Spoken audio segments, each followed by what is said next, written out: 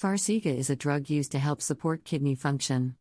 Although it supports the kidneys, helps in weight control and blood sugar management, there is a serious side effect that most healthcare providers don't talk about.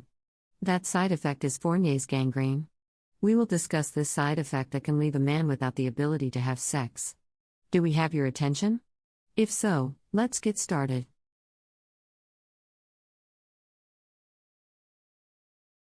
Hey everyone, and welcome back for another deep dive. Today we're taking a closer look at Farxiga. All right. You're clearly interested in it for its potential benefits for kidney health and maybe even some weight loss. But I know you're also concerned about this thing called Fournier's gangrene, and rightfully so. Right. So we're going to try to help you navigate this complex landscape. Yeah. We're going to try to unpack the science behind Farxiga, look at its potential benefits and risks, and of course, we always like to look at natural ways to support your kidneys as well. Absolutely.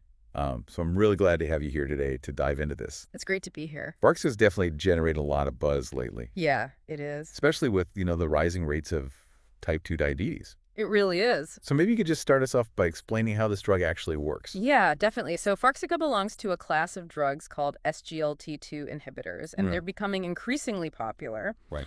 And basically, you can imagine your kidneys like a sieve, right? They're filtering waste products from your blood. And sugar kind of acts like grains of sand in this analogy. Okay.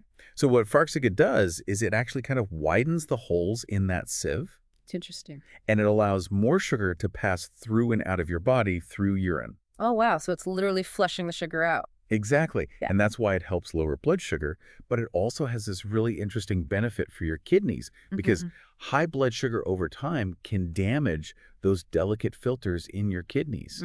So by Nice. lowering the sugar levels, it's kind of like giving your kidneys a break. That's a really great analogy. So it's actually protecting the kidneys in addition to Yeah. lowering the blood sugar. Absolutely. So you mentioned kidney protection. Does Farxiga actually improve kidney function? So there's growing evidence that it can slow the progression of chronic kidney disease. Okay. And one of the ways that we measure kidney function is through this thing called EGFR. EGFR. Yeah, your estimated glomerular filtration rate. Okay. And you can kind of think of it as your kidney speedometer. So A high number means they're functioning really well, and a lower number means there might be problems. exactly indicates potential problems. And studies have shown that Farxiga can actually help maintain or even improve those EGFR levels. Wow. So there's actual data backing this up. Exactly, especially in people with diabetes and kidney disease. That's incredible. But now I do want to address the elephant in the room because I know a lot of people listening are concerned Yeah, about Fournier's gangrene. right. It's obviously a very serious condition. Totally. Can you talk a little bit about what the science says about its connection to Farxiga? Yeah, for sure. So it's really important to acknowledge the seriousness of Fournier's gangrene. It's a rare but very severe bacterial infection.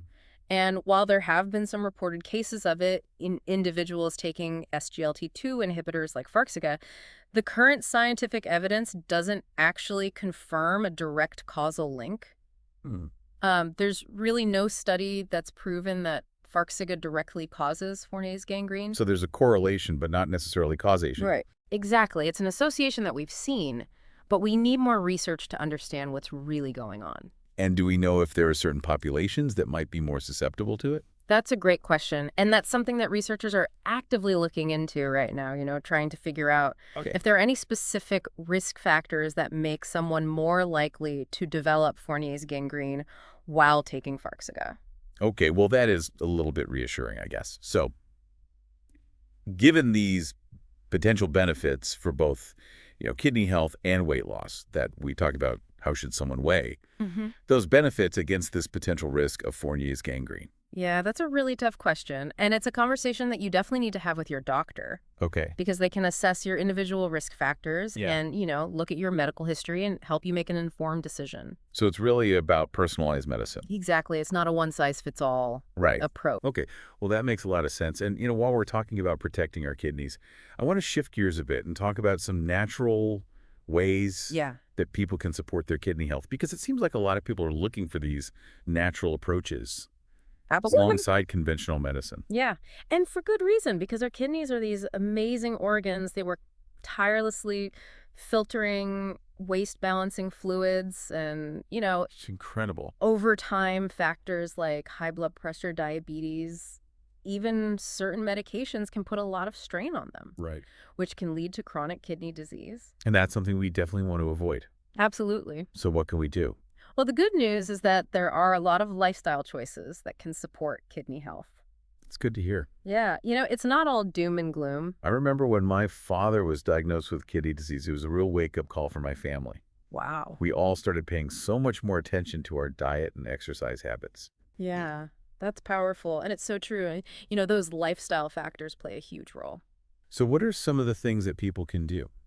Well, first and foremost, hydration is key. Okay. Aim for at least 8 glasses of water a day to help your kidneys flush out waste. That's a good reminder. And then, cutting back on processed foods, salt, and sugar. That makes sense. That can really help reduce the burden on your kidneys. And of course, exercise. Absolutely. Regular exercise, even moderate activity, can make a huge difference. It improves blood flow, it helps manage blood pressure, and reduces stress on your kidneys. So it's not like you have to be running marathons. Exactly. Even just a brisk walk every day can be really beneficial. So those are all great starting points, but I'm also curious about diet. Yeah. What are some of the best foods that people can eat to support their kidneys?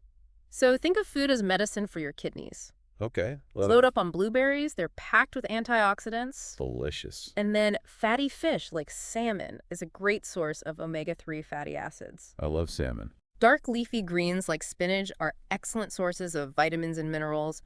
Garlic has anti-inflammatory properties.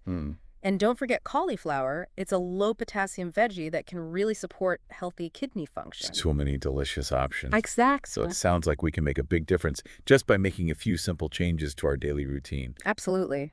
Little tweaks can go a long way. Now, before we wrap up, I do want to remind everyone that while these lifestyle changes are really beneficial for some individuals, medication like Farxiga might still be necessary. Right. So it's really about having that balanced approach and working closely with your doctor. Exactly. It's about finding what works best for you. Absolutely. Yeah. So I think that's a really important takeaway. Mm-hmm. It's about understanding how medications work, being aware of the potential risks, and of course, proactively supporting your kidneys. With these lifestyle choices, to empower yourself to make informed decisions about your health. Couldn't agree more. Well, this has been a fascinating deep dive, and I really appreciate you taking the time to share your expertise with us. My pleasure. I'd love to leave our listeners with a thought-provoking question. Yep. In our modern world, where medications are often the first line of defense, how can we ensure that we're also embracing a holistic approach to health that supports our body's natural functions? That's such an important question, and it's something that I think we all need to be thinking about. How can we find that balance between conventional medicine and those natural approaches that can really support our long-term well-being? Well, thank you again for joining us for this deep dive. Thank you for having me. And to all of our listeners out there, stay curious and keep learning. We'll see you next time.